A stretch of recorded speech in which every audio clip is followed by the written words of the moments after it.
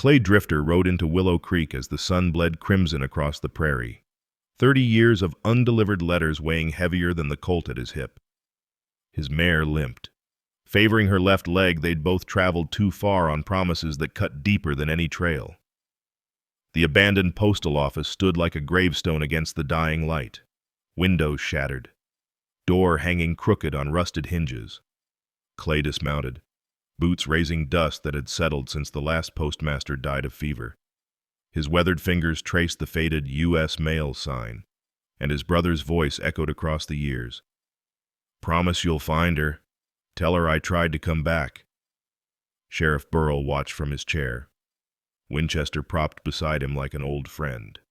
"Looking for someone. Stranger." Clay's hand found the leather pouch inside his coat. Letters rustling like autumn leaves. "Looking for Rose McKenna. Rose Garrett now. Widow. Schoolteacher." Burrell studied him with tired eyes. "You bringing news or trouble?" "Both." "Sheriff." "Always both." Before we continue, please leave a like and let me know which city you're watching from. Now, let's get back to the story. Morning light filtered through the schoolhouse windows as 8 children chanted multiplication tables, their voices rising and falling like a familiar hymn. Clay stood in the doorway, hat in hand, watching Rose Garrett move between the rows of pine desks, her gray dress whispering against the floorboards. 7 times 8? She asked. 56. The children chorused, chalk scratching against slate boards. Young Tommy Miller struggled with his letters, writing his name backwards again. Rose knelt beside him, her hand gently guiding his. "The other way, Tommy. Remember, letters are like horses, they need to face the right direction to get where they're going." Clay's chest tightened. His brother had written about her patience, her way of making everything understood through simple comparison. The leather pouch inside his coat seemed to burn against his ribs. She hadn't noticed him yet. He studied her profile, older now, lines around her eyes that hadn't been in his brother's description. A wedding ring hung on a chain around her neck, catching the light when she bent to stoke the pot-belly stove. Not on her finger, a widow's compromise. The McGuffey readers stood in neat rows on the shelves, beside inkwells and steel-nib pens that would need filling before the writing lesson. Everything in perfect order, as if structure could hold back chaos. When the lunch bell rang and children scattered like quail, Rose finally saw him. Her hand flew to the cameo brooch at her throat. "Ma'am, I'm Clay Drifter, Tom's brother." The words hung between them like dust motes in the afternoon sun. Rose sank onto the nearest bench, her composure cracking. "I have letters," Clay said, pulling the bundle from his coat. "Tom asked me to. I knew he was gone when the letters stopped coming." Her voice was steady, but her hands trembled as she recognized the handwriting. Envelopes dated 20 years past. "I waited 3 years. Then I married Walter Garrett. He was a good man. Died last winter." Clay set the letters on the desk between them. "Tom got sick. Lung fever. These were in his saddlebags when—" "Don't." Rose stood, smoothing her skirts. "Not all at once. I can't bear it all at once." She moved to the window, studying the sagging roof. "Can you fix things? The roof needs repair before winter." "I can try." She turned back, eyes bright with unshed tears. "1 letter each evening, after supper. We'll read them together. You can tell me what he couldn't write." Clay nodded. Outside, children's laughter drifted across the prairie, innocent of the weight that words could carry across decades. The general store's floorboards creaked under Samuel Rivers' expensive boots as Clay sorted through a barrel of nails, trying to find enough straight ones for the schoolhouse roof. The wealthy rancher cut an imposing figure against the bolts of gingham fabric and shelves of preserves, his black coat too fine for a Tuesday afternoon in Willow Creek. "You're Tom Drifter's brother," Samuel said. It wasn't a question. Clay straightened, nails clicking in his palm. "I am." "I knew Tom. Good man. Help me drive cattle to Kansas before... Samuel paused, choosing his words carefully. Before he left, the store's proprietor, Josiah Beck, busied himself with the coffee grinder, pretending not to eavesdrop. The smell of pickle brine from the barrel near the door mixed with peppermint sticks and leather goods, creating that particular perfume of commerce that every frontier store possessed. Mind if I sit? Samuel gestured to the checkerboard set up near the potbelly stove. Clay settled across from him, wary. In his experience, wealthy men didn't seek out drifters for checkers without wanting something. Samuel opened with a conservative move, pushing a black piece forward. Town's been without mail service since Postmaster Williams died of fever last December. Letters pile up in Denver, packages never arrive. The Sears Roebuck catalog might as well be fairy tales for all the good it does us, Clay countered, studying the board. Railroad towns have postal service. Railroad's not coming here. Got word last month they're routing 40 miles north. Samuel jumped one of Clay's pieces. But that doesn't mean Willow Creek has to wither. We need connection to the outside world. Letters from family, business correspondence, legal documents.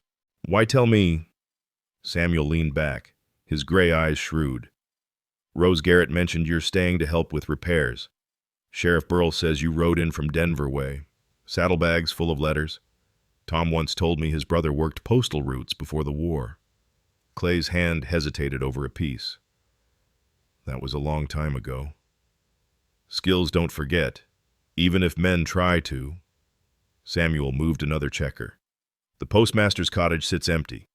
It's sound 2 rooms, good stove, root cellar, comes with the position. Before Clay could respond, the store's door burst open. A small girl in a blue calico dress rushed in, blonde braids flying. Papa, Mrs. Beck says you were here. 8-year-old Faith Rivers skidded to a stop, noticing Clay. Her expression shifted from joy to curiosity. You're the letter man. Tommy Miller told me. Samuel's stern face softened. Faith, this is Mr. Drifter. When Faith studied Clay with the forthright assessment only children could manage. Tommy says you have letters from dead people. Faith.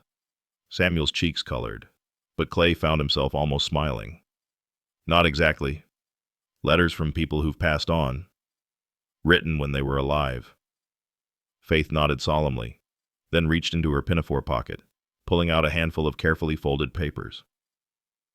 I write letters, too, to Mama. She's in heaven. She spread them on the checkerboard, disrupting the game. See, this one's about my new pony. This one's about the butterfly I caught. This one's about how Papa gets sad when he thinks I'm not looking. Samuel's jaw tightened, but his voice stayed gentle.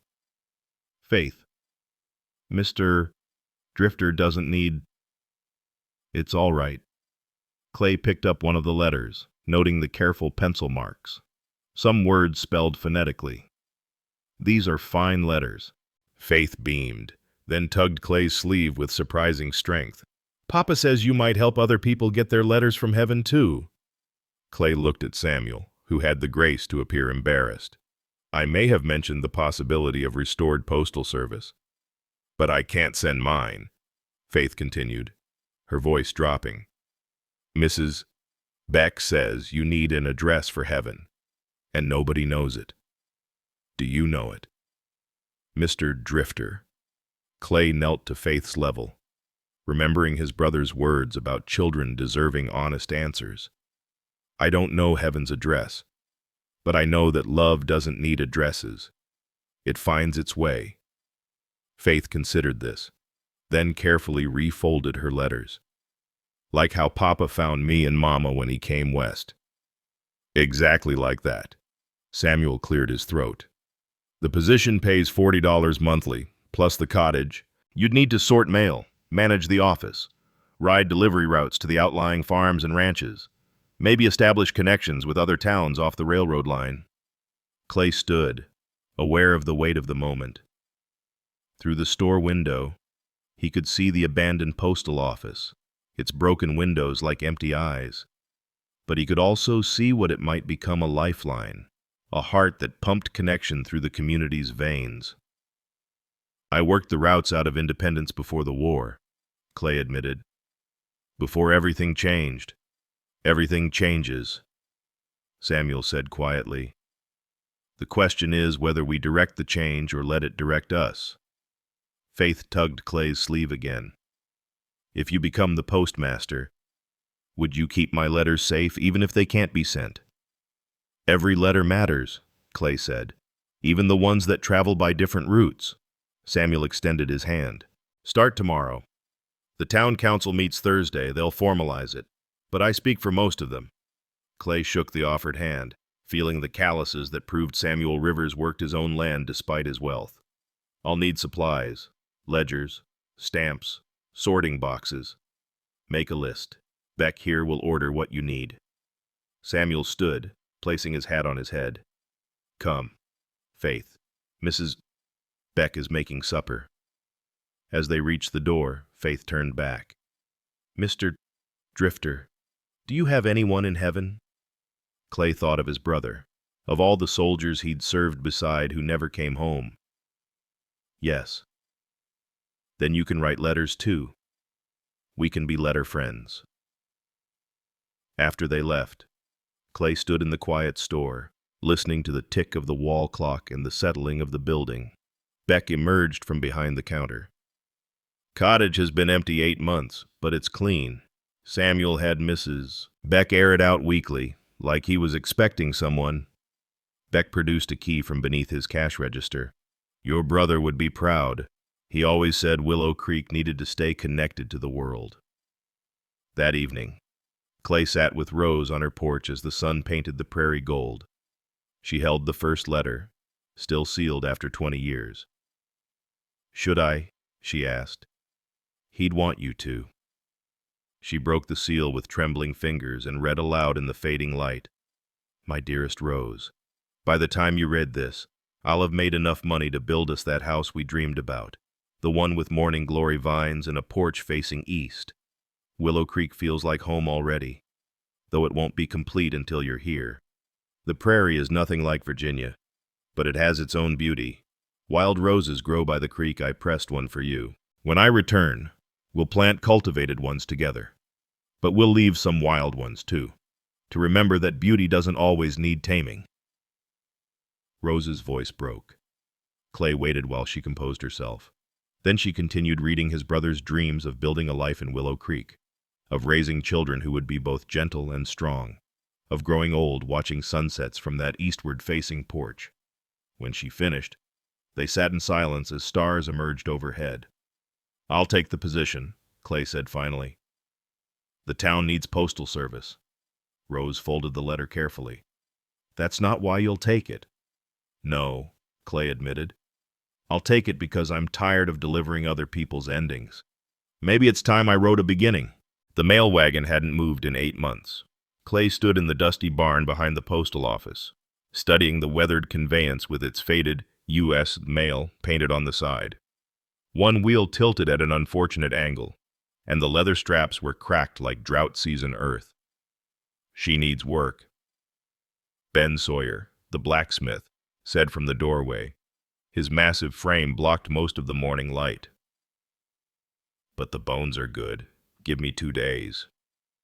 Clay ran his hand along the wagon's side, feeling the grooves where years of mail pouches had worn the wood smooth. "I'll need to ride horseback until then. Got word the Garrett homestead's been waiting for news from their boy at college." "That's Martha and Elijah Garrett, no relation to Rose," Ben clarified, already measuring the broken wheel with his practiced eye. "Their boy William went to study law in Boston. They haven't heard from him since Christmas." Clay loaded his saddlebags with what official materials he could find: a worn postal stamp, some faded government forms, a ledger with the last entries dated December 1887. The leather mail pouch he discovered hanging on a peg still carried the musty smell of old paper and sealing wax. The ride to the Garrett homestead took 3 hours across prairie grass that whispered secrets to the wind. The drought had left the roads rutted and hard, dust rising with each hoofbeat. Clay passed the Henderson place, where pearl-button shirts dried on a line stretched between two cottonwoods, and the abandoned Jameson cabin, its windows dark as closed eyes. Martha Garrett must have been watching the road. She burst from the farmhouse before Clay could dismount, her weathered hands clutching her apron.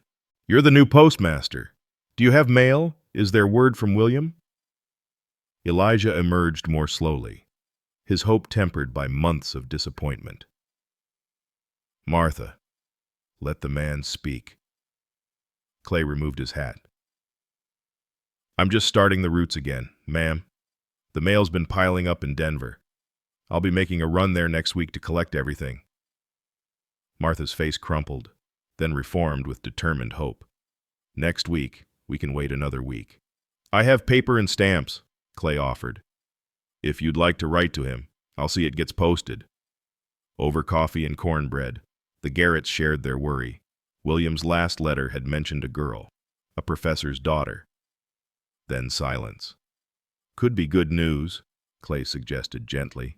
"Sometimes young men get so caught up in courting, they forget to write home." "That's what I keep telling myself to you," Martha said, her fingers working the edge of her handkerchief. "But a mother knows when something's wrong. I can feel it here." She pressed her hand to her chest. Clay made notes in the ledger: names, addresses, concerns. This was more than delivering mail. It was carrying the weight of hope and fear in equal measure. The pattern repeated at each homestead. The Millers needed medicine ordered from Denver. The Johnsons had legal papers requiring witnesses. Old Henrik Swenson simply wanted someone to talk to, offering Clay pickled herring and stories of the old country while showing him letters from Sweden he couldn't read. "I keep them anyway," Henrik said, his blue eyes bright in his weathered face. "Someday someone will tell me what my sister writes." Clay made another note. "Find someone who reads Swedish." By the time he returned to town, the sun was painting long shadows across Main Street. Word had already spread. People emerged from shops and houses, hope visible in their quickened steps. "Is it true?" Mrs. Beck called from the general store. "Mail service is really coming back." "Starting next week," Clay confirmed. "I'll post collection and delivery schedules tomorrow." He was unsaddling his horse when Faith appeared, clutching a rolled paper. "I made this for you," she announced, presenting a drawing of stick figures standing before a building labeled Post Office in careful letters. "That's fine work," Clay said, studying the picture seriously. "Is this you and your papa? And you?" Faith pointed to a tall figure with what appeared to be a mailbag. "And Miss Rose. See, she's teaching the letters to fly to heaven." Indeed. There were small envelope shapes with wings ascending from Rose's outstretched hands. "I'll put it in the office," Clay promised. "First decoration for the new postal service." That evening, he returned to the abandoned office with a lamp and determination. The back room revealed treasures and heartbreak. In a locked drawer, he found dozens of letters, never delivered when Postmaster Williams fell ill. Some addresses were local, others distant, all waiting. But it was a small envelope that stopped his breath. Rose's handwriting, addressed to Tom Drifter, Denver. No postmark, never sent. Clay held it for a long moment before tucking it into his coat. This wasn't his to read alone. He spent the remaining daylight hours cleaning, organizing, making lists. The old postal scale still worked. The sorting boxes needed only dusting. He found a roll of brown paper, a ball of twine, bottles of dried ink that might reconstitute with water, as promised. He met Rose on her porch after supper. She'd made tea, and the steam rose between them like incense in the cooling air. "I found something," Clay said, producing her letter. Rose's hand flew to her throat. "Oh, I thought I'd burned it." "Do you want to?" She shook her head, taking the envelope with trembling fingers. "I wrote it the day after he left. But then I thought, what if it makes him feel obligated? What if he needs to be free to find his fortune without guilt?" She laughed, a sound like breaking glass.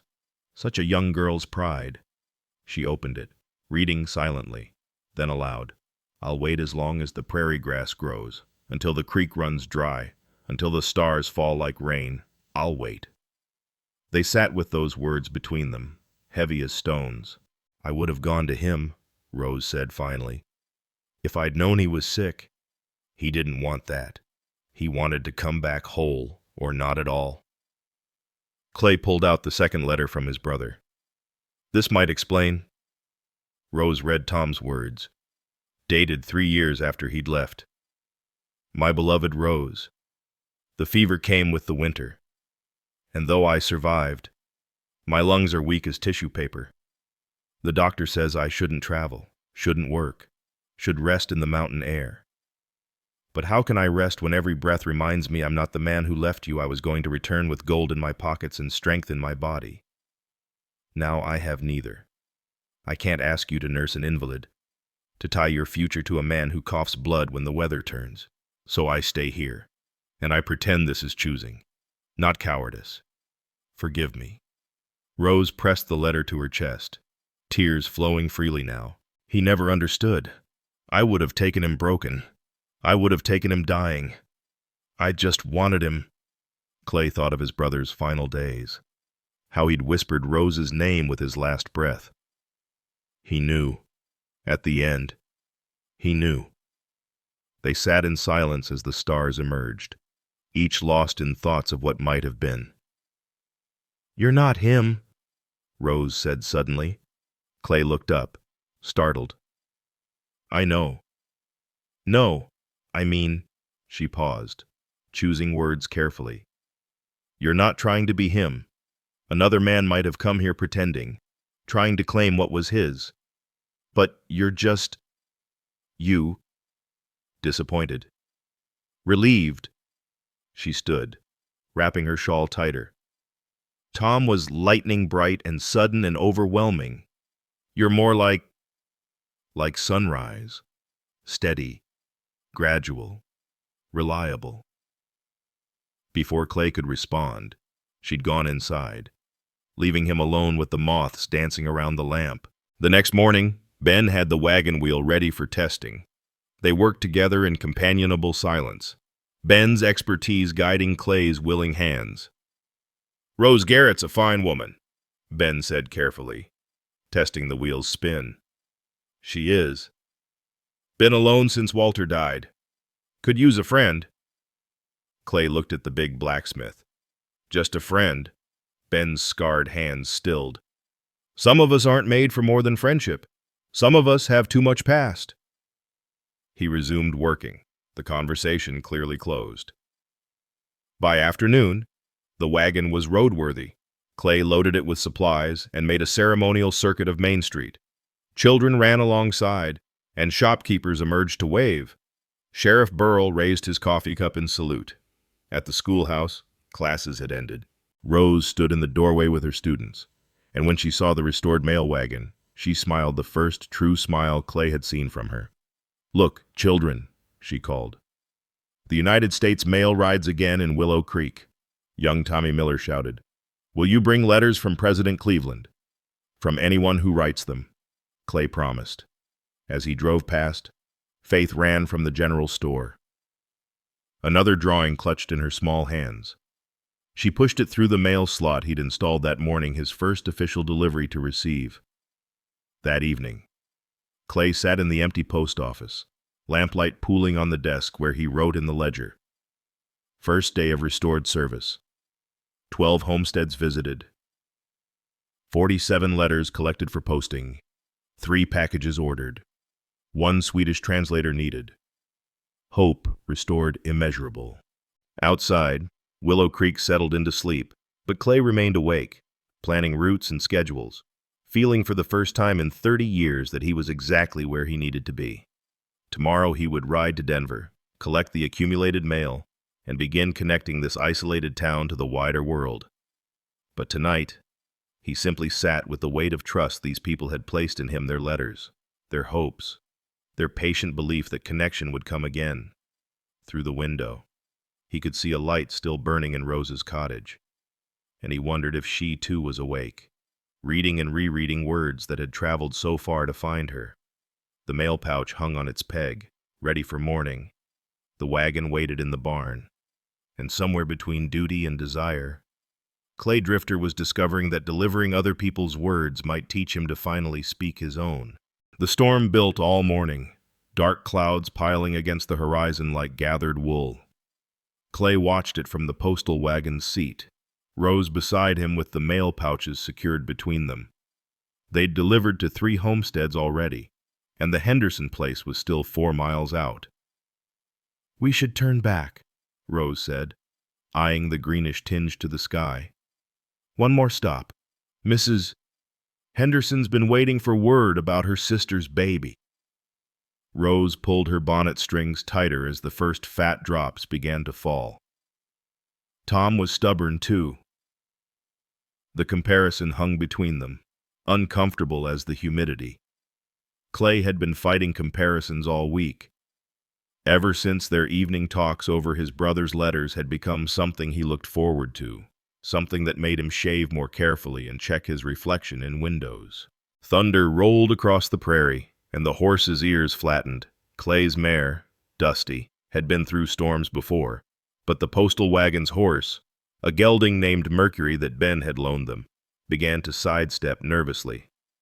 "Easy now," Clay murmured, but lightning cracked across the sky like God's own whip, and Mercury reared. The wagon lurched.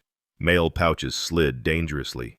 Rose grabbed Clay's arm as he fought the reins, and then the rain came not gradually, but all at once, a biblical deluge that turned the world gray. "There," Rose pointed through the downpour, "the old Olson place." Clay could barely see the abandoned soddy through the rain, but he turned the horses toward it. Another lightning strike, terrifyingly close, sent Mercury into a panic. The horse bolted, dragging Dusty and the wagon in a wild career across the prairie. Clay stood in the box, hauling back on the reins with all his strength. Rose held onto the bench, her knuckles white. The soddy rushed toward them too fast. At the last moment, Clay managed to turn the horses, the wagon skidding sideways before stopping. They sat for a moment, breathing hard, rain streaming down their faces. "Inside," Clay commanded, jumping down and helping Rose from the wagon. He unhitched the horses with practiced efficiency, leading them to the partial shelter of the soddy's lean-to while Rose gathered the mail pouches. The soddy's door hung by one leather hinge. Inside, the single room was dusty but dry. Newspapers still clinging to some walls, yellowed pages from the Omaha Herald, the Chicago Tribune, dates from 1882. Someone's attempt to hold civilization against the prairie's wild heart. Rose stood in the center of the room, water pooling around her boots, her dress clinging to her form in ways that made Clay turn away, busying himself with checking the mail pouches. "We're soaked through," she said unnecessarily. Clay found an old crate, broke it apart for kindling. "There's a fireplace. Might still draw." Thunder shook the soddy's walls as he coaxed a flame from matches kept in an oilskin pouch. The chimney did draw, miracle of miracles, and soon a small fire pushed back the storm's chill. Rose discovered treasures: a tin coffee pot, dented but whole, and a jar of preserved peaches that someone had left behind, the seal still intact. On a shelf made of planks and river stones sat a family Bible, thick with age. "Look at this," she said softly. Opening the Bible, pressed flowers marked various pages, roses at Corinthians, prairie asters at Psalms. The family record in the front listed births and deaths in careful German script. "The Olsons," Clay read. 4 children born, 2 survived. They left in '83 after the drought. Rose traced the dates with one finger. "So much hope, so much loss." Lightning flashed again, illuminating her face. She'd unpinned her hair to dry, and it fell in damp waves past her shoulders. Clay's chest tightened with a feeling he had no right to name. "You're staring," Rose said, but gently. "You look—" He stopped, started again. "Tom used to describe your hair. Said it was like mahogany in sunlight. I thought he was being poetic." Tom saw what he wanted to see. Walter, my husband. He saw what was really there. She sat on a 3-legged stool near the fire. Tom would have called this storm an adventure. Walter would have called it poor planning. "What do you call it?"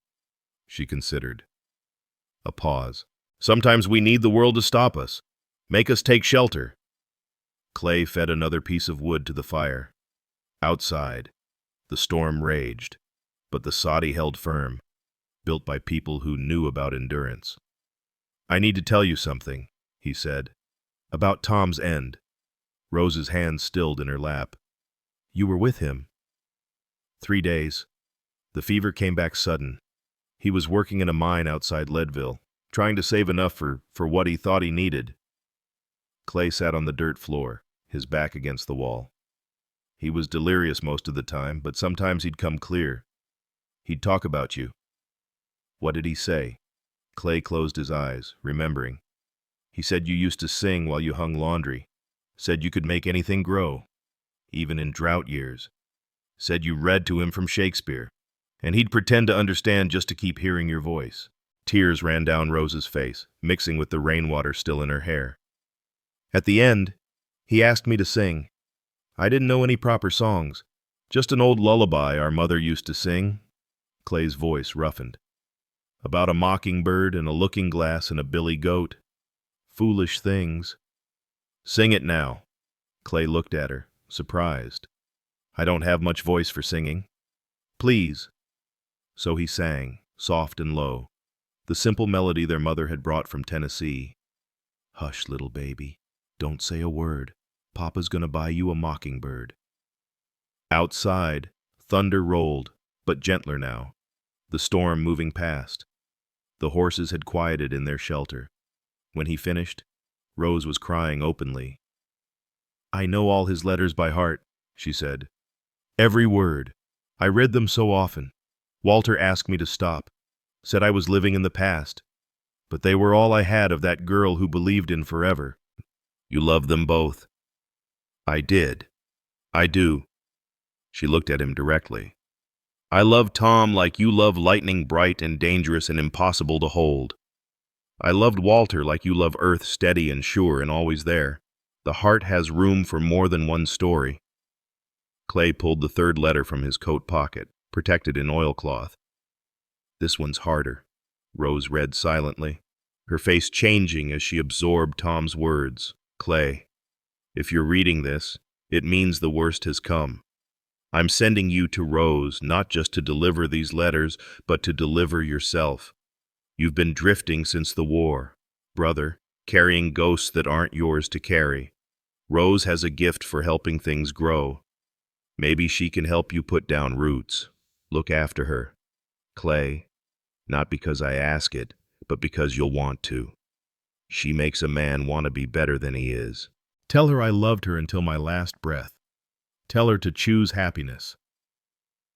Rose folded the letter carefully, then stood and crossed to where Clay sat. She knelt beside him, taking his weathered face in her hands.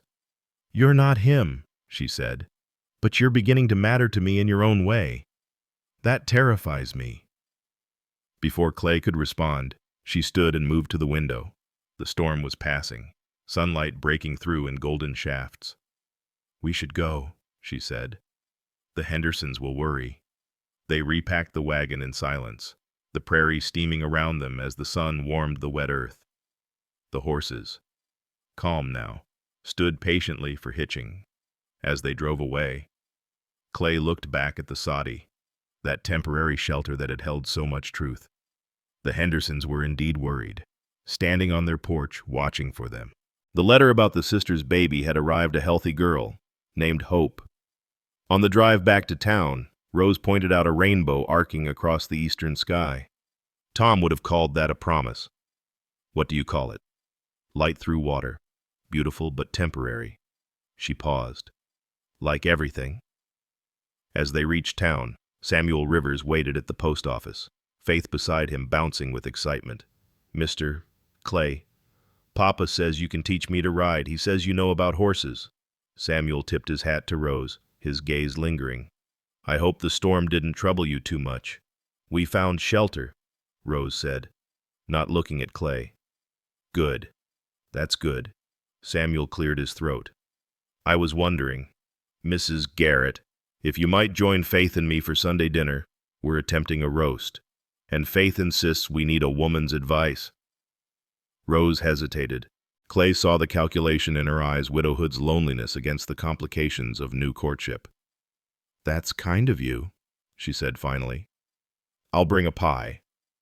As she walked away, Samuel turned to Clay.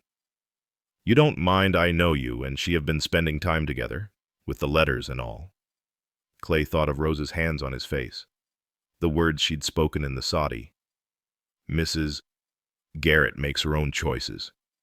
"Papa, can we start my writing lessons now?" Faith tugged at Samuel's coat. "Tomorrow, little one. Let Mr. Clay dry out first." That evening, Clay sat in his cottage, the day's mail sorted and ready for tomorrow's delivery. He could see Rose's lamp burning across the way and wondered if she was reading Tom's letters again, or perhaps looking forward to Sunday dinner with the Rivers family. A knock at his door interrupted his brooding. Faith stood on his porch, one of her letters to heaven clutched in her hand. "I wanted to give you this one special," she said. "It's about you." Clay unfolded the paper, reading the careful child's writing. "Dear Mama, the letterman is teaching me to ride tomorrow. He's sad like Papa, but different sad. Papa is sad backward, and Mr. Clay is sad forward. I think they could help each other be less sad. Love. Faith." "Sad forward, son?" Clay asked. Faith nodded seriously. "Papa looks back at what was. You look ahead at what might be. Neither of you looks at right now." From the mouths of babes, Clay thought. "You're very wise, Miss Faith." "I know. Mama told me in a dream." She skipped away, leaving Clay standing in his doorway, holding a child's prayer and wondering when he'd stop noticing the present moment. Through his window, he saw Rose's silhouette pass by her curtain. Tomorrow he would teach Faith to ride. Sunday, Samuel would court Rose, the mail would need delivering, and his brother's letters would continue their slow revelation. But tonight, in this moment between storm and calm, Clay Drifter stood in the doorway of a cottage that was beginning to feel like home, in a town that was beginning to feel like his, caring for people who were beginning to feel like family. The heart, Rose had said, has room for more than one story. Perhaps his was just beginning. The letter-writing circle began by accident. Clay was helping Josiah Beck sort inventory when ranch hand Marcus Stone lingered by the counter, fingering a sheet of paper like it might bite. "Need something, Marcus?" Beck asked. The young man's sun-weathered face reddened. "Heard tell Mr. Drifter helps folks with letters." Clay set down the ledger. "What kind of help?" Marcus pulled a crumpled envelope from his vest pocket, return address from Nebraska. "My mama wrote. Been carrying it 2 weeks. Can't." He swallowed hard. "Never learned my letters proper." "Come to the post office after supper," Clay said quietly. "Bring the letter."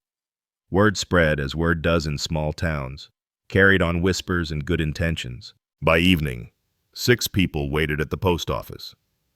Marcus, old Henrik Swenson with his Swedish letters, the widow Patterson who wanted to contact her son in California, 2 Mexican vaqueros from the Rivers Ranch, and Martha Grayson, elderly and proud, clutching a daguerreotype of a younger woman. Clay lit extra lamps and set out chairs. "Who's first?" Marcus stepped forward, handed over his mother's letter. Clay read it silently first, then aloud. "My dear Marcus, the corn grew tall this year, taller than when you were a boy hiding in the stalks. Your brother James married the Olson girl. They're expecting come spring. I pray this finds you well and not too lonely in that far country. A mother worries. Are you eating enough? Have you found a good woman? Please write, even a few words, just so I know you're alive. Your loving mother." Marcus wiped his eyes with the back of his hand. "Can you write back for me? Better than that. I can teach you to write it yourself." Clay pulled out paper, pencil. "We'll start with your name."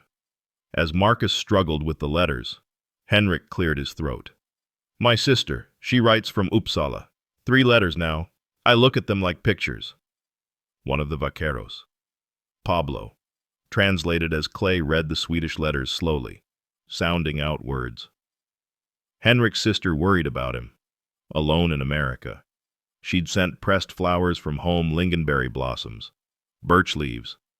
She wanted to know if he'd found a wife, if he remembered the songs their mother sang. She thinks I forget, Henrik said wonderfully. How could I forget? The evening became a ritual. Every Tuesday and Thursday, Clay's letter circle met. He taught basic writing, helped compose responses, became keeper of secrets and dreams. Marcus learned to sign his name, then simple sentences. Tell my mama, he dictated one evening, his own hand forming the words. I learned to write. Clay taught me. The pride in his voice was worth more than $40 monthly. Martha Grayson's story emerged slowly. The daguerreotype showed her sister, Elizabeth, from whom she'd been estranged 20 years. We quarreled over a man, Martha admitted, her papery hands trembling. She married him. I came west. Haven't spoken since. 20 years is a long time to carry anger, Clay said gently. It becomes a habit. Then it becomes a wall. Then you're too old to climb over it. Martha touched the photograph. She might be dead. Only one way to know. The letter took 3 evenings to perfect. Dear Elizabeth, I am old now, and tired of being right. The man we quarreled over has likely passed on, and we are both probably grandmothers who would not recognize each other on the street. I do not ask for forgiveness, only for news. Are you well? Do you remember the songs we sang while washing dishes? I find myself humming them still. Your sister, Martha. The harvest dance arrived with the first cool breath of autumn. The entire town transformed Mackenzie's barn corn shocks in the corners, lanterns strung from rafters, tables groaning with food. Clay stood in his best shirt purchased from Beck's store and still stiff with sizing, watching the community he'd come to know swirl together in celebration. Sheriff Burl appeared at his elbow, offering a flask. Bourbon, the good stuff. They stood outside, watching through the wide doors as couples danced to fiddle music. Rose wore a dress Clay hadn't seen before, deep blue with ivory lace at the collar. She danced with Samuel Rivers, who held her properly, carefully, like fine china that might break. She's a handsome woman, Burl observed. She is. Rivers is a good man, solid, fair to his workers, loves that little girl fierce. I know. Burl took another pull from his flask. I was engaged once, before I came west. Her name was Catherine. Pretty as morning, voice like church bells. Clay waited. In his experience, bourbon and memories traveled together. She married my brother while I was away at war. Burl's voice held no bitterness, just fact. Can't say I blamed either of them. War makes you different. Sometimes different enough that home doesn't fit anymore. That why you became a lawman? Needed rules. Structure. Something clear, right and wrong, legal and illegal. Burl watched the dancers. Rivers has been sweet on Rose since before her husband died, respectful about it, but anyone with eyes could see. Inside, the fiddle struck up a Virginia reel. Samuel led Rose through the steps, both of them laughing. Faith danced with the baker boy, stepping on his feet more than not. You could cut in, Burl suggested. No. No. Clay thought about his answer. She deserves to be courted proper. To have choices. I'm just the man who brought her old letters. You're the man who brought this whole town back to life, Burl corrected. Mail service. The letter circle. Hell, you've got Marcus Stone reading. That's more miracle than Moses managed. Faith appeared in the doorway, breathless and bright-eyed. Mr. Clay, come dance. I don't know the steps. I'll teach you.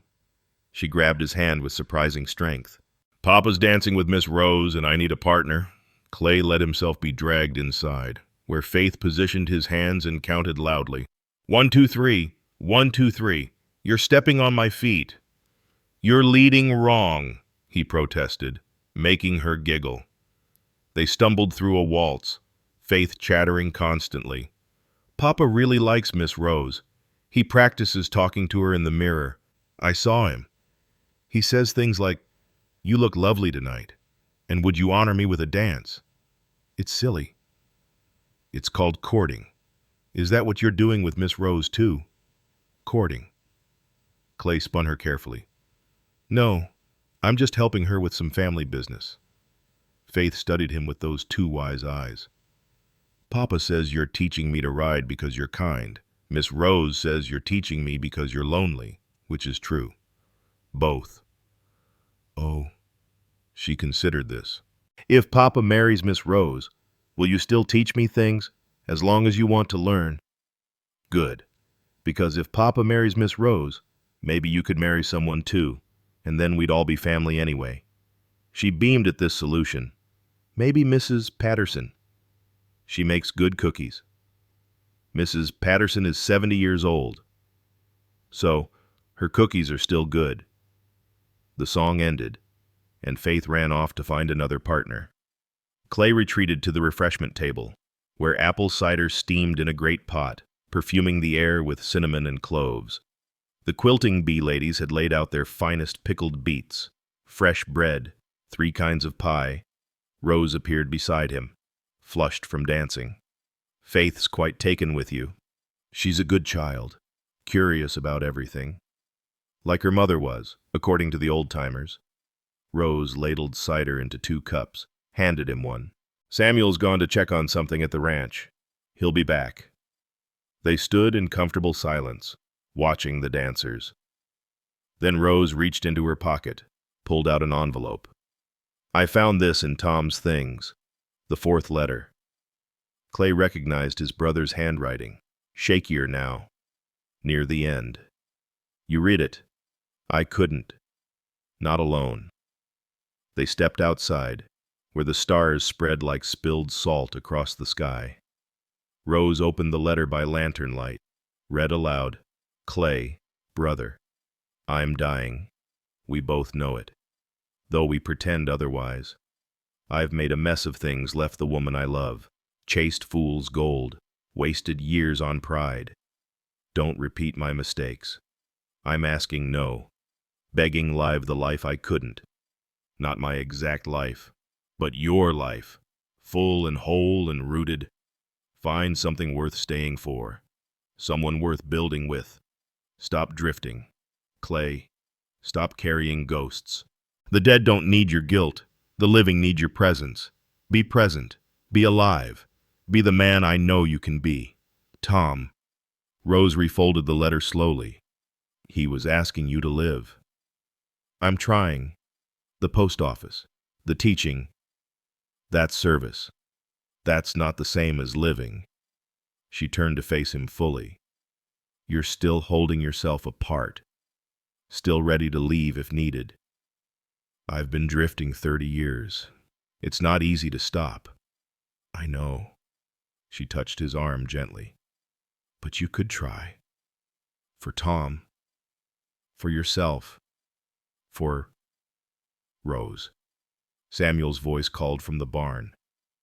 They're starting the caller's reel. She squeezed Clay's arm once, then went back inside. Clay remained outside, holding his brother's last letter, feeling the weight of its command, be present, be alive. Through the doors, he could see the community he'd come to serve Marcus proudly signing his name for the Harper girl. Henrik teaching Pablo Swedish drinking songs. Sheriff Burl dancing surprisingly gracefully with Martha Grayson. His letter circle, connected now by more than words on paper. Faith ran out again, grabbing his hand. Come back, we're having cake. In a moment. She studied him seriously. Are you being sad forward again? Maybe a little? Don't. Tonight is for dancing and cake. Tomorrow is for being sad if you need to. She patted his hand like a tiny mother. That's what Mama told me in my dream last night. Clay let her lead him inside, where warmth and music wrapped around him like a blanket. Rose was dancing with Samuel again, but she caught his eye over Samuel's shoulder. You're not him, she'd said earlier that week, but you're you. That matters. He thought of Tom's words, stop drifting, stop carrying ghosts. Looking around the barn at these people who'd trusted him with their words, their hopes, their hearts through letters. Clay realized he'd already stopped drifting. Somewhere between teaching Marcus to write and helping Martha reach across 20 years of silence, he'd put down roots without noticing. The harvest moon rose full and orange through the barn doors. Inside, the fiddle played on, and Clay found himself pulled into a square dance, partnered with the preacher's daughter, then the baker's wife, then somehow with Rose for one brief turn that left them both breathless. "Thank you," she whispered. Though for what the dance, the letters, the understanding she didn't say. Later, as the evening wound down and families gathered sleepy children, Clay helped clean up, stacking chairs and dousing lanterns. Samuel had left early when Faith fell asleep in the hay, carrying her home like precious cargo. Rose had gone too, but not before pressing a piece of paper into Clay's hand. He read it by the last lantern. "Clay, you asked what I call things: storms, rainbows, this life we're building. I call them what they are: temporary miracles. Everything ends, but that doesn't make it less beautiful. Tom loved me in his way, Walter in his. Now I'm learning there might be room for another story. Not Tom's story or Walter's, but something new. Someone who sees me not as I was or might be, but as I am. Just Rose. Just enough. R."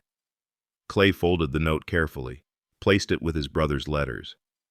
Tomorrow there would be mail to sort, lessons to teach, connections to make. But tonight, walking home under stars that seemed especially bright, Clay Drifter felt something shift in his chest, not the letting go of grief, but the making of room beside it for something else. Hope, perhaps, or possibility, or simply the quiet recognition that helping others heal had begun healing him.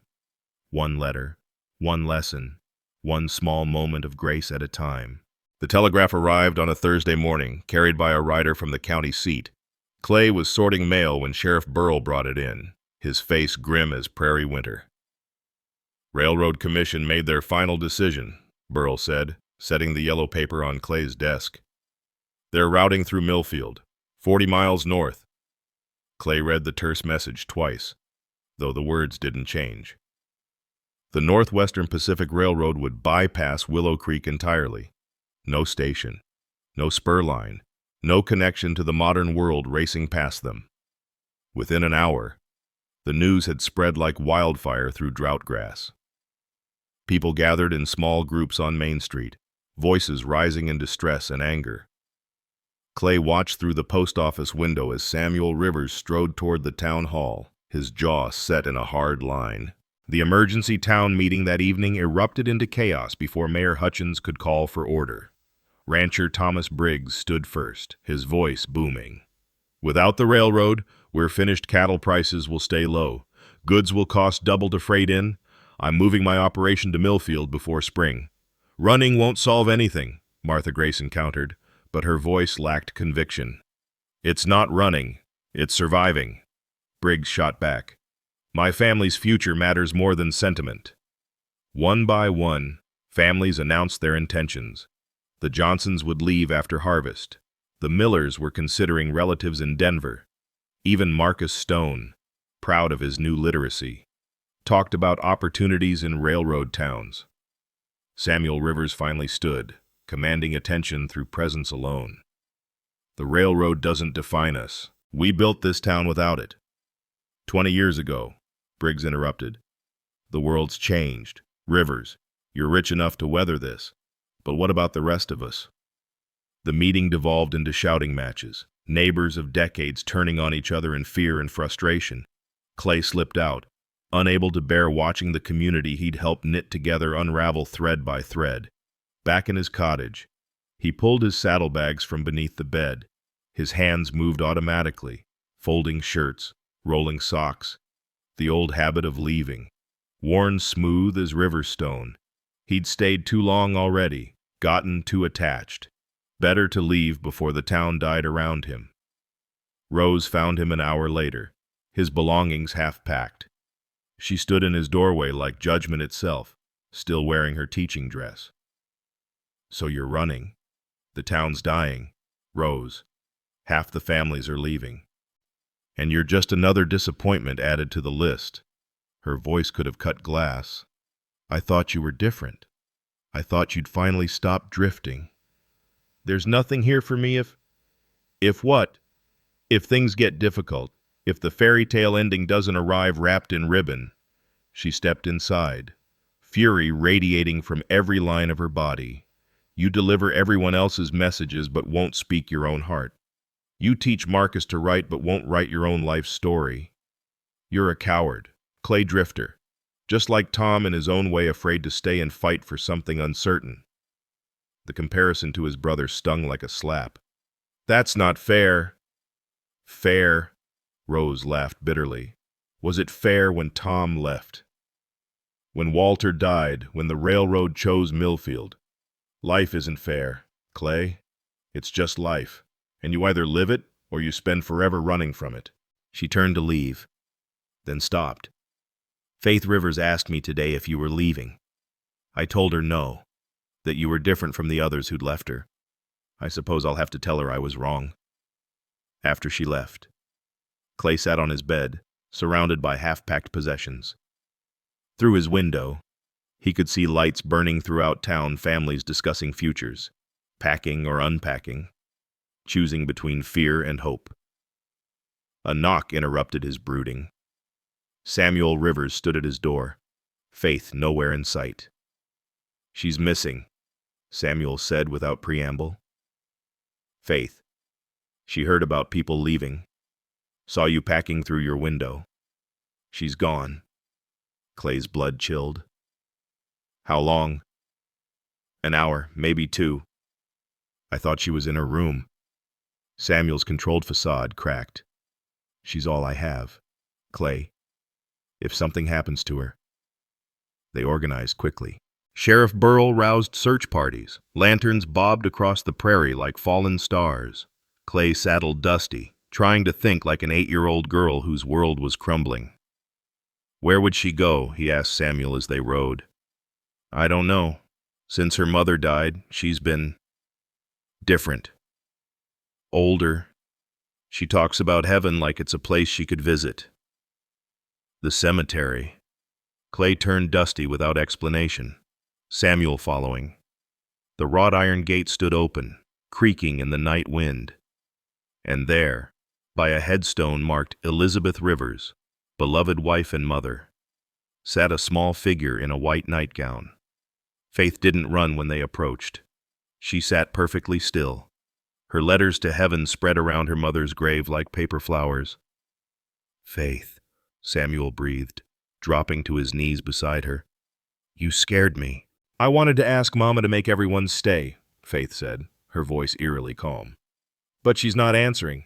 Maybe she left too. Samuel pulled her close, but Faith pushed away, turning to Clay with eyes too old for her years. You're leaving. I saw you packing. It wasn't a question. First Mama went to heaven. Now you're going to California. Everyone leaves. Clay dismounted slowly, sat in the grass beside her. The cemetery was peaceful, headstones casting long shadows in the lantern light. He could see other graves, Postmaster Williams, Walter Garrett, children taken by fever and accident, all the people who'd stayed forever in the only way they could. Your mama didn't want to leave, Clay said finally. But she did. Her body left. But look. He picked up one of Faith's letters. You still write to her, still talk to her, still love her. That's not leaving, that's just changing addresses. Faith considered this. But you're leaving for real, and Miss Rose will be sad, and Papa will have nobody to play checkers with, and Marcus won't have anyone to teach him big words. Samuel's eyes met Clay's over Faith's head. There was no accusation there, just resignation. Sometimes grown-ups get scared, Clay admitted.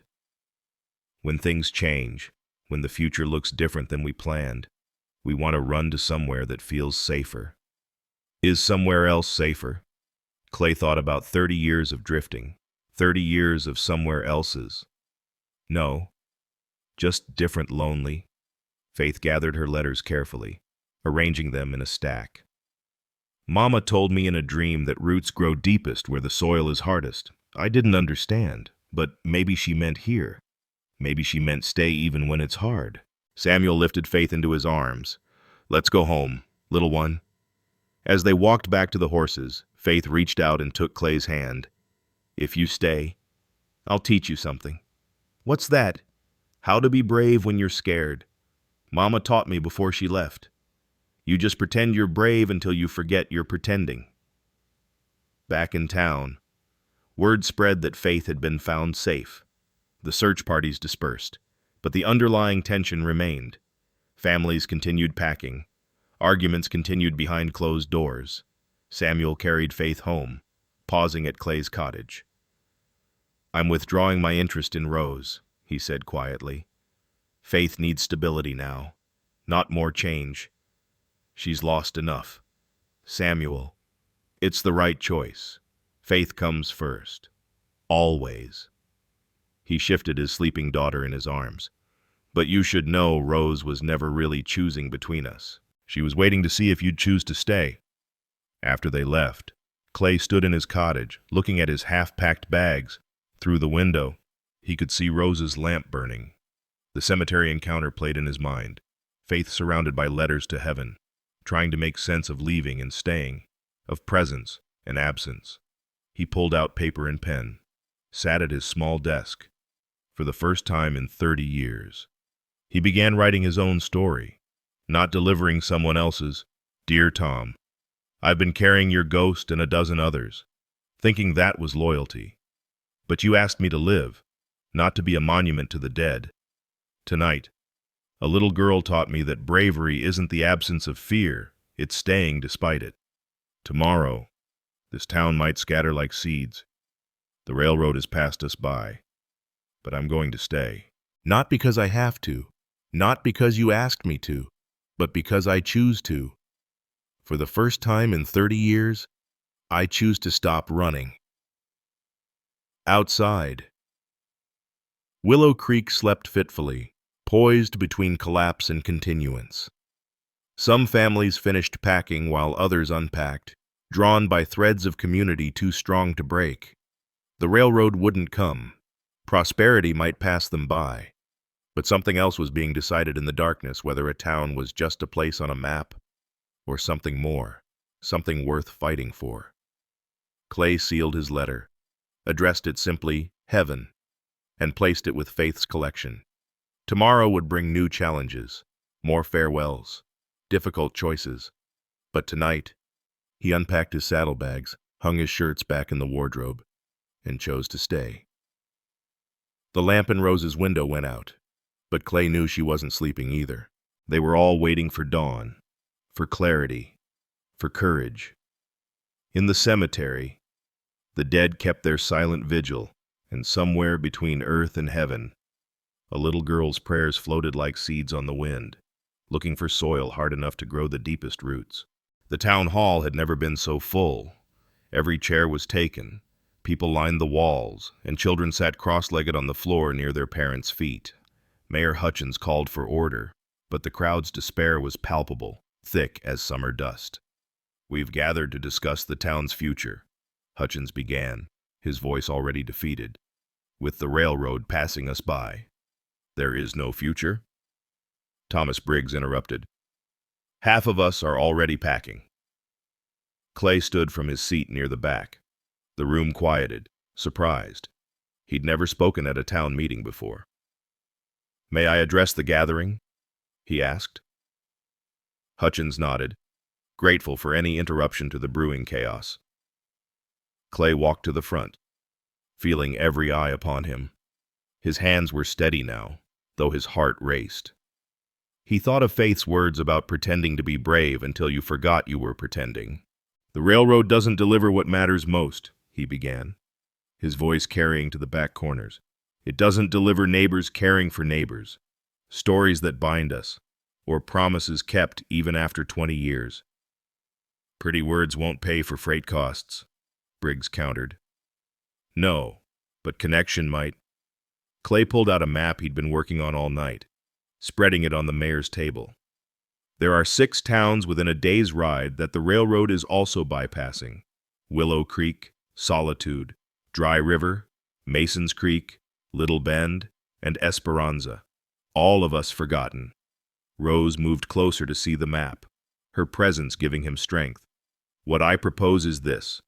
We create our own network, a Pony Express-style postal route connecting all 6 towns, shared freight wagons making regular circuits.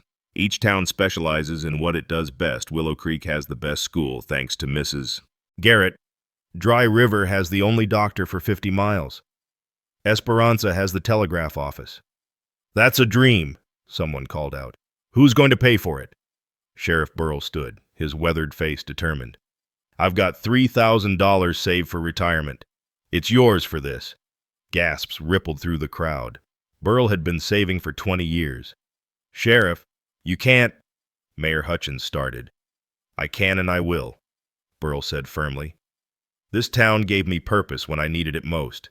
Time to return the favor. Martha Grayson stood next. I've got $800 for my husband's life insurance. Never touched it. It's for the town. One by one, people began standing, offering what they had. Ben Sawyer pledged his labor in iron.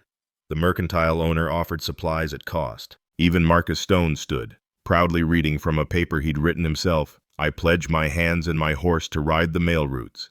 This town taught me to read and write. I won't abandon it. The tide was turning. Clay could feel it. Hope is contagious when given the smallest opening. But we need more than mail routes, Samuel Rivers said, standing with Faith's hand in his. We need a proper post office, a symbol that we're not dying but choosing to live differently. I can draw the plans, Faith piped up. I'm good at drawing. Laughter rippled through the crowd. The first in hours. We'll need lumber, Clay said, momentum building. Hardware, windows, a proper safe for valuables. The old Jameson place, Rose suggested. They left good lumber when they abandoned it. It's just sitting there. Within an hour, they'd created committees, assigned tasks, planned the impossible. The entire town would build the post office together, each family contributing what they could: lumber, nails, labor, or simply food for the workers. Thomas Briggs was the last holdout. He stood, arms crossed, skeptical. This is foolishness. The world is leaving us behind. No, Clay said quietly. The world is racing past. There's a difference. Some things are worth doing slowly, deliberately, with care. Every letter I deliver connects us not just to each other but to something bigger. The belief that we matter, that our stories matter, that distance doesn't diminish love. He pulled out his brother's final letter, hands trembling slightly. My brother wrote this 20 years ago, dying of fever, unable to return to the woman he loved. He wrote, "Connection isn't about proximity, it's about intention. Write to those you love. Tell them they matter. Build bridges with words when you can't build them with wood." That's what we're doing, building bridges. The room was silent. Then Briggs uncrossed his arms. My grandfather was a stonemason. I've got his tools still, for the foundation. The meeting erupted in celebration and planning. People who'd been packing to leave were now sketching designs on butcher paper, arguing about roof angles and door placement. Clay found himself in the center of it all, directing and organizing, until Rose pulled him aside. You need to read this, she said, handing him Tom's final letter, the fifth one, the one they'd both been dreading. Clay's hands shook as he opened it. My dearest Rose and Clay, if you're reading this together, then my greatest hope has been realized. Clay, you found her. Rose, you let him find you. I'm writing this with my last strength, knowing I have days, perhaps hours. But I'm not sad. I'm grateful. Grateful I loved. Grateful I was loved. Grateful that love continues even when we end. Clay, I need you to know I'm not asking you to love Rose for me. I'm asking you to love her for you. She deserves to be loved in the present tense, not as a memory or obligation. Rose, my darling, you deserve to be happy. to laugh again, to dance at harvest festivals, to wake up beside someone who sees you, really sees you, not my memory of you, but who you are now. If Clay is half the man I believe him to be, he already loves you. Let him. Both of you stop honoring the dead and start honoring the living. Build something. Create something. Love something. Together. Your devoted ghost. Tom. They stood in silence, the noise of the meeting fading around them. Clay folded the letter carefully, then pulled out one he'd written the night before. "This is for you," he said, hands shaking like a schoolboy's. Rose took it, her fingers brushing his. She read silently, tears gathering. "Dear Rose, I came to Willow Creek to deliver my brother's letters, to complete an obligation to the dead. Instead, I found the living a community that embraced me, a child who taught me courage, and you, who shows me daily that strength isn't about never breaking, but about how we mend. I've been a drifter for 30 years, running from the war, from loss, from the fear that if I stopped moving, the ghosts would catch me. But you've taught me that ghosts only have the power we give them. I want to stop running. I want to build something. I want to wake up knowing exactly where I am and why. I love you. Not because Tom asked me to, not because you need someone, but because you've made me want to be someone worth loving. I'm choosing to stay. I'm choosing to try. I'm choosing you. If you'll have me, forever yours, if you'll allow it. Clay."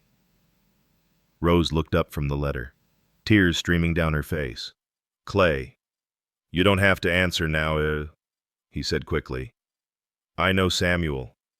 "Samuel withdrew his interest," Rose said softly. "He told me yesterday that faith needs stability, not change." Before Clay could respond, Samuel himself approached, Faith beside him. "Mr. Rivers," Clay began. Samuel held up his hand. "Faith has something to say." The little girl looked between Clay and Rose, then announced, "Papa says Mr. Clay is going to stay forever and help build the post office, and maybe marry Miss Rose, and then I'll have 2 teachers instead of 1. And that's good because I have a lot to learn." "Faith." Samuel's face reddened, but Faith wasn't done. "And Papa says Mr. Clay needs a good woman's love, and Miss Rose deserves a good man's example." That was supposed to be private. Samuel muttered, "Nothing's private in Willow Creek." Sheriff Burl called out, having overheard. "So what's it going to be? Rose, you going to marry our postmaster or make us all suffer through watching him moon about?" The entire meeting had stopped to watch. Rose looked around at the faces, her students, her neighbors, her community, all waiting, all hoping. "Clay Drifter," she said formally, "I've been waiting 20 years for life to resume. I've been a girl in love with a dream, a wife to a good man, a widow in mourning. Now I want to be myself, just Rose, starting fresh." She took his weathered hands in hers. "I choose you, not because of Tom, not because of loneliness, but because you see me as I am now, and somehow that's enough." Clay kissed her then, there in front of the entire town, and the cheer that went up could probably be heard in Millfield. "Now that that's settled," Mayor Hutchins said, banging his gavel with a grin, "let's build a post office." The next weeks were a whirlwind. The town worked as one, tearing down the old structure, laying Briggs's stone foundation, raising walls that would stand for generations. Everyone contributed something. Faith drew pictures of how it should look and was appointed official architect. Marcus rode between the 6 towns, establishing the postal route network. Sheriff Burl negotiated agreements with freight companies. Clay and Rose worked side by side, sorting mail in the temporary office while planning their future in stolen moments. They would marry in spring, they decided, when the wildflowers bloomed. The architectural plans, drawn on butcher paper and refined with each passing day, showed more than a building. They showed a community choosing its own path, creating its own connections, writing its own story. 3 weeks after the meeting, Clay stood with Rose before the frame of the new post office. The entire town had gathered for the roof raising, and as the beams went up, Clay thought about his brother's words about building bridges with words when you couldn't build them with wood.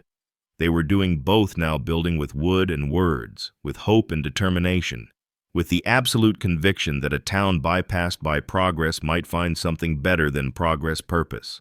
The morning of the dedication dawned perfect, as if God himself had ordered fine weather for Willow Creek's Declaration of Independence.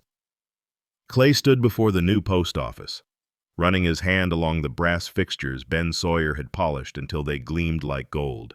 The American flag, donated by Sheriff Burrell from his own military service, waited to be raised for the first time. "Nervous?" Rose asked, appearing beside him in her Sunday best, a sage-green dress that brought out the copper threads in her hair. "About the dedication or the wedding," Clay replied, adjusting his new collar for the 10th time. "Both." "Terrified," he admitted, then smiled. "But faith taught me that's when you pretend to be brave." The town began gathering early, families arriving in their finest clothes. Marcus Stone had ridden to all 6 towns in their new network, and representatives from each had come to witness Willow Creek's refusal to fade away. The Garrett family. Martha and Elijah had received word from their son William just yesterday, his first letter in 8 months explaining he'd been ill but was recovering. And yes, he'd married the professor's daughter. Martha wept with joy, clutching the letter like a talisman. Mayor Hutchins called the ceremony to order at precisely 10 o'clock. The entire town stood before the new building, its fresh pine boards golden in the morning sun, windows sparkling. The sign, United States Post Office, Willow Creek, painted in bold letters across the front.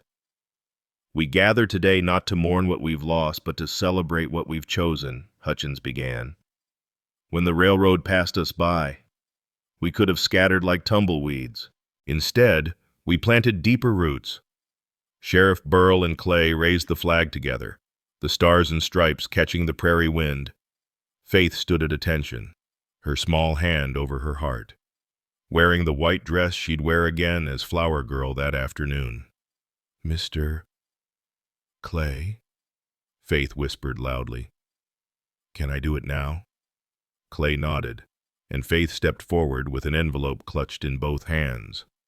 The address read simply, "Mama, Heaven." Inside, Clay knew, was a letter telling her mother about the new post office, about Rose becoming her new mama, about how Papa smiled more now. With great ceremony, Faith pushed the letter through the brass mail slot, the first official piece of mail for the new post office. The crowd erupted in applause. "That letter will be kept safe," Clay announced, his voice carrying across the square.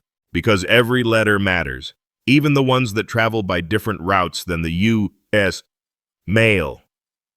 Henrik Swenson stepped forward next, a letter to his sister in Sweden, this time written in his own hand with help from the letter circle. Then came Marcus with a letter to his mother, signed with the flourishing signature he'd practiced for months, one by one. The townspeople came forward, christening the new post office with their hopes, their connections, their refusal to be forgotten.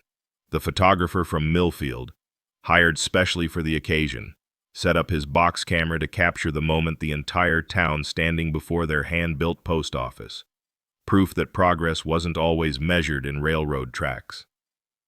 After the dedication, the crowd moved to the wildflower meadow east of town, where chairs had been arranged and ribbons tied to every available tree branch. The same meadow where, 23 years ago, Tom Drifter had proposed to a young Rose McKenna, promising to return with fortune enough to build a life together. Rose had told Clay about that spot, shown him the exact place under the large cottonwood where Tom had knelt. Now, Clay stood there in his new black suit, Ben Sawyer beside him as witness, waiting for his bride.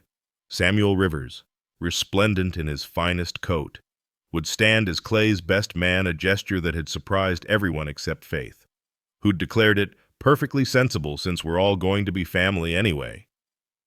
The fiddle began playing, and Rose appeared at the meadow's edge, wearing her mother's wedding dress that Mrs. Beck and the quilting circle had spent weeks altering, ivory silk with pearl buttons, a veil of Irish lace that caught the light like spider's silk. She carried a bouquet of prairie roses and Indian paintbrush, wild beauty that needed no cultivation. Faith preceded her, scattering flower petals with intense concentration, occasionally reminding the crowd, "Don't step on them, they're for good luck." When Rose reached Clay, she handed her bouquet to Faith and took his hands.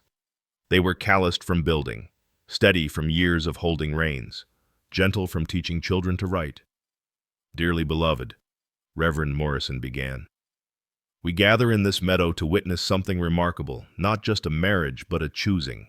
These two people have chosen each other not in youth's first flush, but in life's full understanding. Not in ignorance of pain, but in full knowledge of it." Clay's eyes never left Rose's face as they spoke their vows.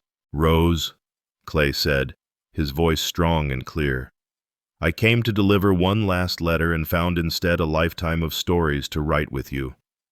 I promise to be present, to be rooted, to build our life word by word, day by day, with intention and devotion. You are not my second chance, but my first choice, now and always." Rose's voice carried across the meadow like birdsong. "Clay, you taught me that the heart has room for many stories, but only one present moment. I choose to spend all my present moments with you, writing new chapters, delivering joy, building something that lasts, not because it's permanent, but because we tend it daily with love." When Reverend Morrison pronounced them married, the cheer could be heard all the way in town. Faith immediately declared, "Now I have a mama and a teacher," which made everyone laugh. The celebration continued into the evening tables laden with food, fiddle music, dancing that lasted until the stars came out.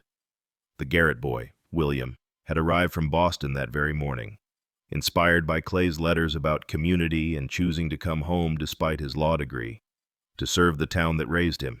Sheriff Burrell, slightly drunk on happiness and bourbon, announced his partial retirement. "I'll be assistant postmaster now," he declared. "Help Clay with the roots, keep the peace through mail delivery instead of six-shooters. It's a new world, folks, and we're writing it ourselves." As the evening wound down, Clay and Rose stood together, watching Faith dance with her father, both of them laughing. Samuel caught Clay's eye and raised his glass in salute, a good man acknowledging another good man. Building community together despite life's complications. "No regrets?" Rose asked. "None," Clay said. "You." "I regret the years we lost, but maybe we needed them to become who we are now." 1 year later, spring had come again to Willow Creek. The post office had become the heart of the town, with mail routes connecting 6 communities that the railroad had forgotten. Clay stood behind the counter, teaching Faith to sort mail while her baby brother Clay and Rose's son, named Thomas Samuel Drifter, slept in a basket nearby. "See, you group them by destination first," Clay explained as Faith's small hands moved envelopes into different slots. "Then by family name." "I know, Papa Clay," Faith said patiently.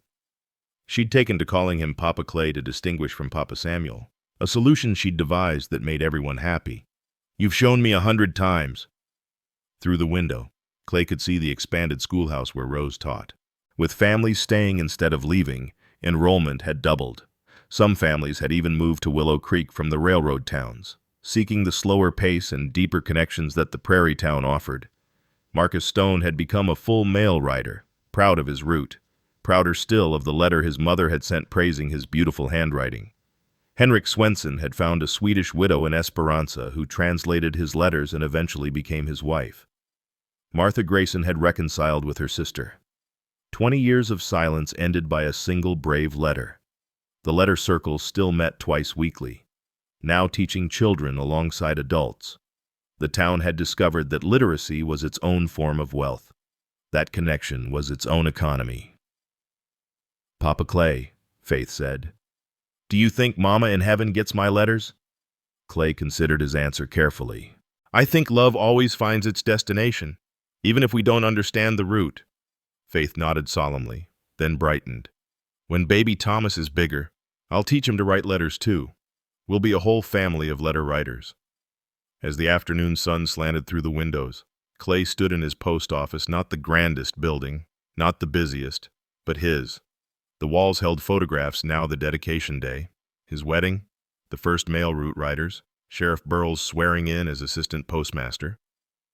Rose entered with her students for their weekly letter-writing lesson, her presence still making Clay's heart quicken after a year of marriage. She moved with easy grace between the children, baby Thomas now awake and gurgling in her arms. "Mr. Drifter," young Tommy Miller said, "will you tell us again about the letters that saved the town?" Clay smiled, settling into his storyteller's voice.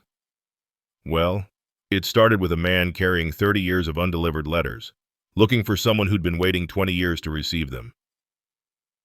As he told the story, Clay realized it had become legend already, transformed in the telling into something larger than its facts. But that was the nature of stories, the nature of mail itself, carrying more than paper and ink, carrying hope and human connection across impossible distances.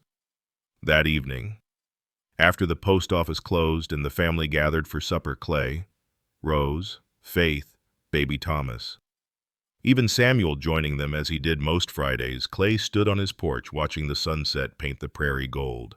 Sheriff Burrell wandered by, as was his evening habit. Good day's work. 27 letters delivered, 4 packages, 1 marriage proposal accepted by mail, and 3 letters to heaven safely stored, Clay reported. "The letter to heaven department is getting full," Burrell observed. "I'll build another cabinet," Clay said.